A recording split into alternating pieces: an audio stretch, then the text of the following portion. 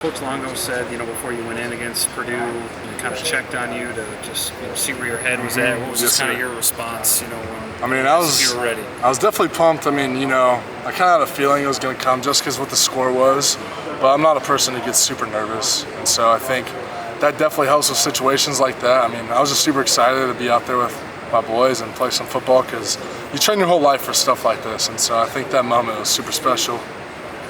But, obviously there's a difference in doing what you did in high school to doing it in front of 70,000 some people. And even though, you essentially, you weren't going to lose the game, were there any butterflies at all just going in there for the first time, or did you really just feel like... it was just, I love the sport of football. I don't think having all those fans will make you nervous. Maybe in a different situation, maybe, but I think when I went out there on Saturday, I was just out there having a good time. You train for stuff like this, and you dream of being able to go out there, and so I was just super excited to be out there. What was just kind of your reaction? I'm sure before the season started.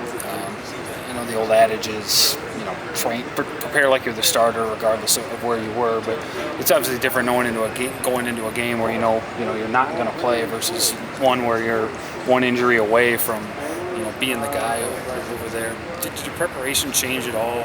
From week one to now? I would definitely say so. When Tyler was a starter, Braden had to be ready if Tyler went out, and so he was. And so now that's my role. Preparation equals success, as I always have followed through my life, and I think that's a huge thing that people need to live by, because if I have the opportunity to go out there, I need to be able to succeed for my teammates and for the fans. So what's just been the biggest adjustment going from high school to the Big Ten in terms of what's expected out of the quarterback position? I'd definitely say that knowledge in college is a lot more, and I think in high school, I played in some good high school football for sure, but I think the knowledge of the game and being a quarterback here in the Big Ten is something that is definitely... I know Coach Longo often says, he's not putting guys on the field even in practice until they, learn it on the board. How would you describe how difficult it is to come in from high school and learn a Phil Longo playbook and all the terminology? It depends how much you want to put all your time into it. For me, I was putting a lot of time into it. It came to me. I'm a visual learner, so I have to see it, and I also have to do it. And so during spring ball and when we had those walkthroughs, a bunch of that stuff helped me out, especially for times like what's going on now. And I think just coming in here in January is something that also helped me out a lot to be ready for this moment. I know you maybe not know till next year, but getting those first snaps out of the way are generally a big hurdle for anybody, and it kind of helps them take that next step. Just in your preparation this week, how much do you think just getting on the field, taking a snap, throwing a pass, what are you going to run, just kind of maybe settles you down, if you have to go in the future?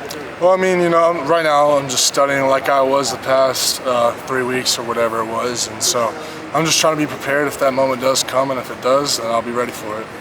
What ways do you think you just made the biggest strides from spring to fall, now that you're actually getting those 2 reps and kind of able to really get a handle on the whole offense versus, like Coach Fick said, with the 3s, he just kind of wants to see who can play, maybe who's ready.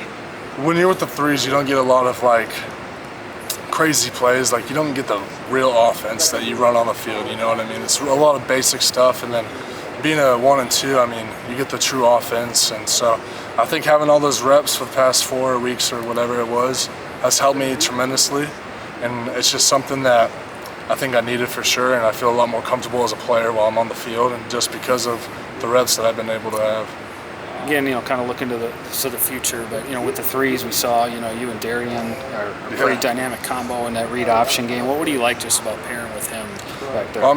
Darion was someone I had my eyes on when I was committed here, and definitely try to build a relationship between me and him. And so I think coming here was a strong relationship right when we got here, and so just having him in the backfield with me was really cool, just because we're friends and stuff. And then also he's a ball player.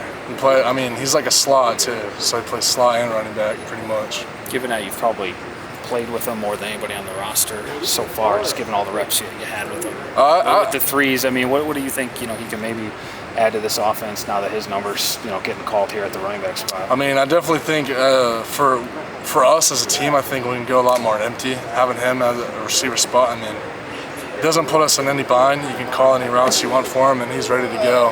What do you think that just does? Just pass catching, might be maybe his best attribute. What do you think that does to a defense?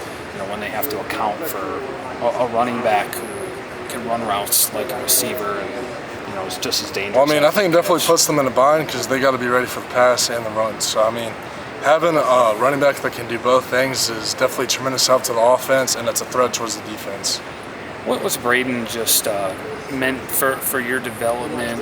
He's somebody that coaches often refer to as like a football savant, football junkie that knows the X's and O's, as well as anybody. How has he maybe helped you as a true freshman when that's typically one of the hardest parts of being a true freshman is picking all that stuff up? I mean, yeah, Braden's definitely helped me out. Like if I have any questions, I can go to him. But I'll say what has been the huge thing for me was me and Tyler got here at the same time. And so me and Tyler grew really close, and we learned the offense the same time together. I mean, he learned it a little faster than me because this was his fourth offense he's been in. So, but I think having Tyler was definitely a tremendous help towards me, for me. I think it's safe to say, this offensive transition to Wisconsin hasn't always been easy. It looks like there's still a long way to go. But Purdue obviously being maybe the right spot during the Luke Fickell era. You were a high priority for Longo when he was at North Carolina. You're also Bobby Ingram's guy, when he was here at Wisconsin. From your vantage point, where do you kind of see this offense going, when all the ducks are kind of in a row here, a couple of recruiting classes get in, and presumably you get handed the keys to the car. I mean, I definitely think the sky's the limit for this offense. I mean, you've seen what Coach Longo has done for Drake May. I mean, Drake May was a stud at UNC, and I loved Coach Longo. Like, our relationship was really tight, and having him there, I think, drew me to UNC, and then he came here, and I was like, you know what, Wisconsin's awesome, Coach Longo's awesome, and I love his offense. So I think having him here, and we can bring those ball players up here, I mean, I think the sky's the limit for this offense and the things we can do with it. When you were being recruited, was it kind of, were you torn at all? Felt like, it's just my perspective, you can tell me if it's wrong, it felt like you loved Coach Longo's offense, but on your visit to Wisconsin, you kind of loved the environment and a lot of the off-the-field stuff. Did it kind of end up being a best of both worlds when Coach Longo ended up here for you and make it an easy choice? Yeah, I would say so. So my brother plays O-line for the Chiefs, and so obviously Wisconsin's an O-line school, so he told me to go check it out when Coach Ingram was the coach, and so I went and checked it out. Thought it was a super cool place, loved it here, but didn't like the offense too much. And then Coach Longo came here, and I was like, you know what, there's no con, so came here. What game did you visit again for? I remember that. I think they got Washington beat State. pretty big. Okay. Yeah, Washington State.